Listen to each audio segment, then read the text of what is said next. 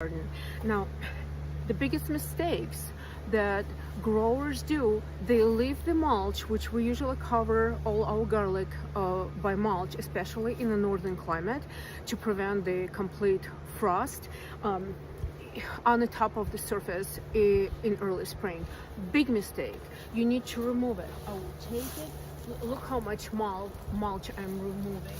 And by doing that, you're gonna, I left minimal, I left probably only ½ inch of mulch there. By doing this, your soil will warm up faster, and what it means, the beneficial bacteria will start waking up faster and get to work. It'll start breaking organic matter and turn basically all organic matter into the food for your plants. So the plants it will be more accessible to your plants in a form that garlic can absorb faster and start growing the green tops.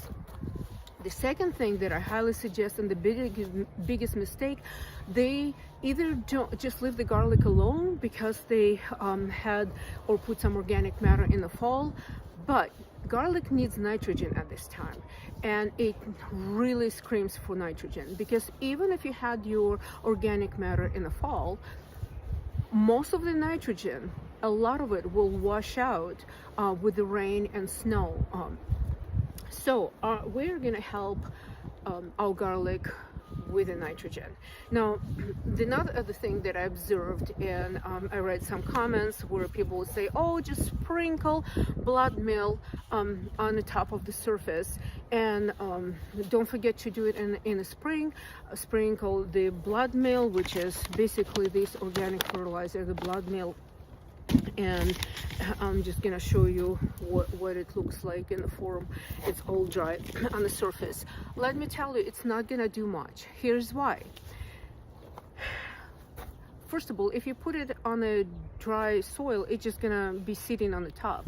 The blood meal really works in the soil. So if you really want to do only blood meal, a better way of applying the blood meal in early spring would be by digging the trench. And I just used this tool. This I looked at it. It's about 2.5, almost 3 inches.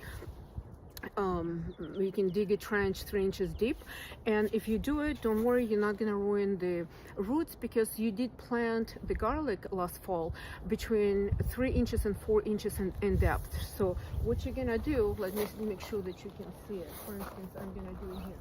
You're gonna dig a trench right next in a row, right next to the plants.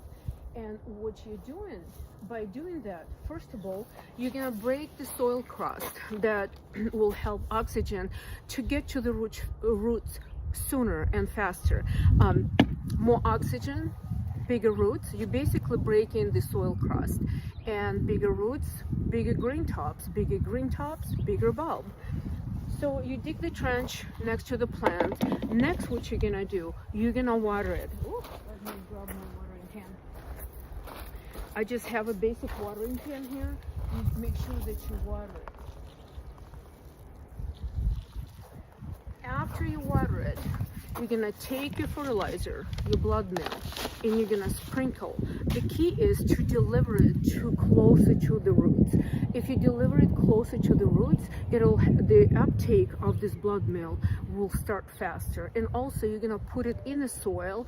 Bacteria just waking up, it's not really active. It will take time to break it down, but in the meantime, it will start working. So you're gonna sprinkle a little bit of blood meal along whatever amount you need to. I'm not gonna do it because I already applied nitrogen. And you're gonna cover the trench, and you're gonna take your watering can and you're gonna water it again. Now, this approach works really well if you have a small surface area to cover. If you have bigger surface area to cover, you could do the foliar leaf spray. And what you're gonna do, you're gonna take, for instance, whatever container you take, for instance, it's 5 gallon, put 1/4 of the blood meal in that 5 gallon. Pour the water over to the top and let it sit for I'm gonna say 7 days. Next, mix it well together and dilute that mixture 1 to 10 or 1 to 15. But again, you're losing a whole week for sure, before you, unless your temperatures are below zero, below freezing. So another way, is there's anything else that would work better for organic growers during these cold spring temperatures? I do believe so. I think if you take either fish hydrolyzed or fish emulsion, basically. Now, I believe the hydrolyzed is much better because it's less processed, and also it has more proteins in it that is better for your plants and soil, and it's a little bit more bioactive. Now, fish emulsion is more processed, however, the nitrogen will be delivered much faster, and it doesn't really, it's really doesn't do much for biological life in the soil, this specifically fish fertilizer. However, you can always amend. If you have a lot of organic matter, it wouldn't matter necessarily too much, because it's already rich in biological life there, such as beneficial bacteria. That's specifically I'm talking about. Now, what you can do, you're gonna take a fish fertilizer, which they suggest that you put 1 tablespoon per gallon of water. I would double it in early spring. I would go 2 tablespoons. Just don't overdo it. You're not gonna do it, every other day. You're just gonna feed it early spring and give it a good boost.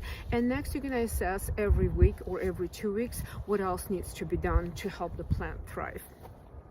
So I'm gonna take 2 tablespoons. I'm gonna dilute in this 2.5 gallons of water in cans, so you can calculate how much fertilizer, fish emulsion you need. Again, you're gonna water it first, you're gonna apply the fertilizer, and you're gonna cover it. You don't have to re-water it again. You can, because if you water it after you apply the fish fertilizer, you're just gonna push the fish fertilizer a little bit lower and closer to the roots. And again, the faster roots start absorbing the nutrients, then more green leaves you will get at the end.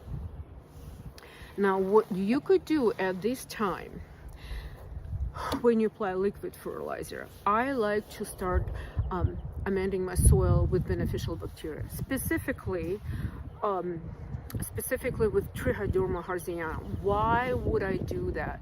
Because that starts suppressing the bad bacteria such as fusarium, bad fungus in the soil.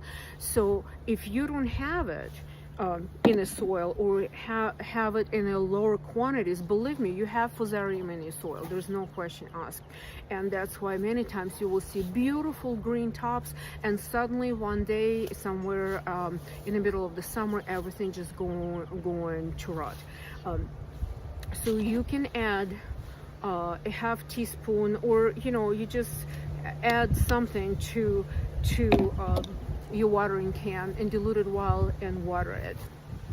So that will help to start suppressing some kind of bad fungus in the soil. Also, it will help the roots to absorb nutrients better, and actually Trichoderma, the way you can pronounce it, there's 5 languages and all of them pronounce it differently, will help plant to stay healthy overall. Now, this one specifically have multiple. This is Great White. It is very expensive, but if you apply it to consistently in a low quantities, and your soil should stay on the healthy side. However, it works. Trichoderma works well if you have a lot of or plenty of organic matter in it. So anyway, because Trichoderma will help to break it down as well. It works wonders in the soil. It's wonderful. And I want to show you what's the difference.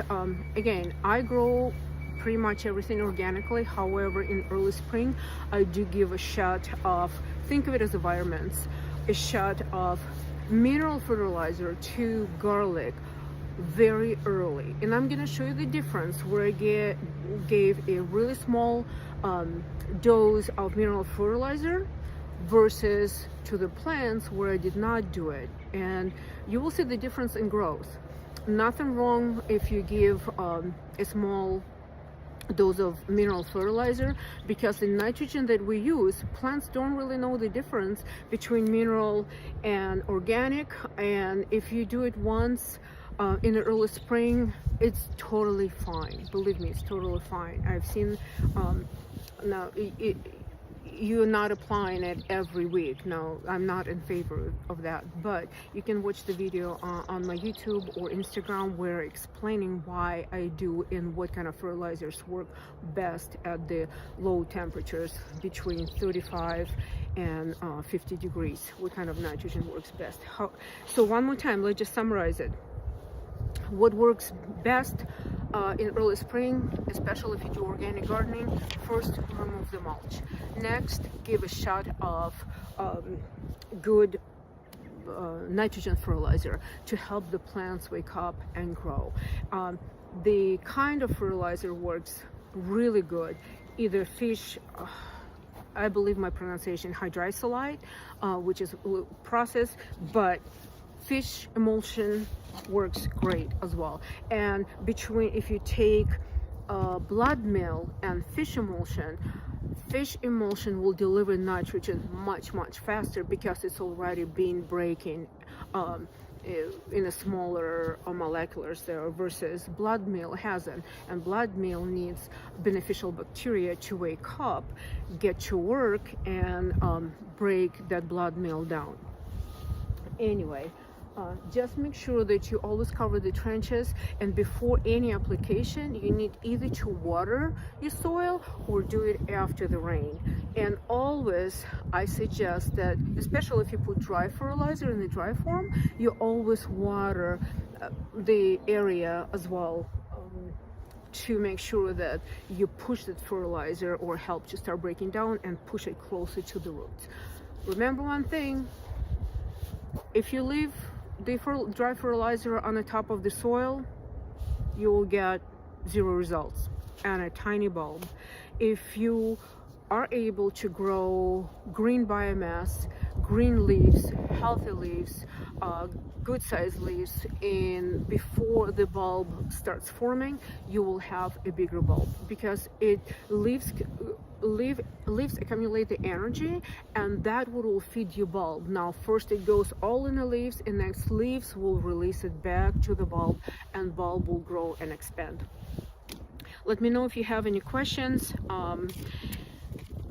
I think I covered pretty much everything. And I think I did say that root zone, if you deliver it closer to the root zone, you'll get a better uptake in the plants. Thanks for watching. If you learned anything out of this video, please like and please subscribe. It will help me tremendously, and I will continue doing the videos. And tomorrow I will take you to the woods with me, and I will show you what plants I collect to create another organic fertilizer that is truly precious. And we'll see if I would be able to find some beneficial bacteria that we can, or fungicides basically, like Trichoderma, to find in the woods, and how we can apply it at home and how we can grow it. But keep an eye open, and hope to see you tomorrow.